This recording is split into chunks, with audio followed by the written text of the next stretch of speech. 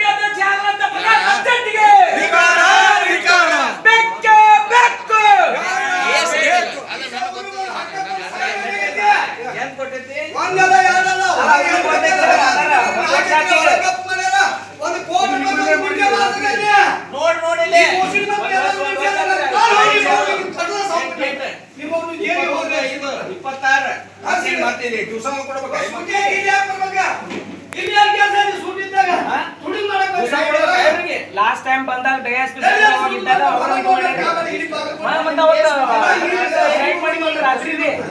ಇದರ ಸಂಬಂಧ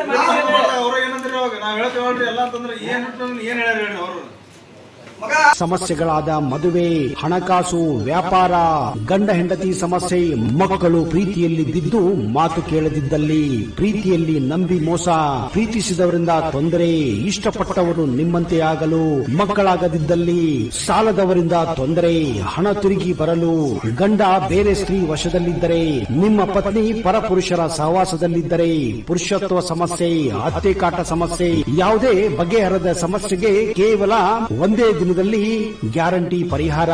ಸ್ತ್ರೀಯರಿಗೆ ವಿಶೇಷ ಪರಿಹಾರ. ಎಷ್ಟೋ ಜ್ಯೋತಿಷ್ಯರಲ್ಲಿ ಕೇಳಿ ಹಣ ಕಳೆದುಕೊಂಡಲ್ಲಿ ನಮ್ಮಲ್ಲಿ ಗ್ಯಾರಂಟಿ ಪರಿಹಾರ ಸಿಗುತ್ತದೆ. ಯಾವುದೇ ಸಮಸ್ಯೆ ಇದ್ದರೂ, ಎಂತ ಕಠಿಣ ಸಮಸ್ಯೆಗಳಿದ್ದರೂ ನಿಮ್ಮ ಜಾತಕ, ಫೋಟೋ, ಹಸ್ತಮುದ್ರಿಕಾ ನೋಡಿ ಭವಿಷ್ಯ ಹೇಳಲಾಗುತ್ತದೆ. ಇನ್ನು ನಿಮ್ಮ ಜೀವನದ ಎಂತ ಸಮಸ್ಯೆಗಳಿದ್ದರೂ ನಮ್ಮಲ್ಲಿ ಪರಿಹಾರ ಇದೆ. ಕೂಡಲೇ ಕರೆ ಮಾಡಿ ಅಥವಾ ವಾಟ್ಸ್ಆಪ್ ಮಾಡಿ.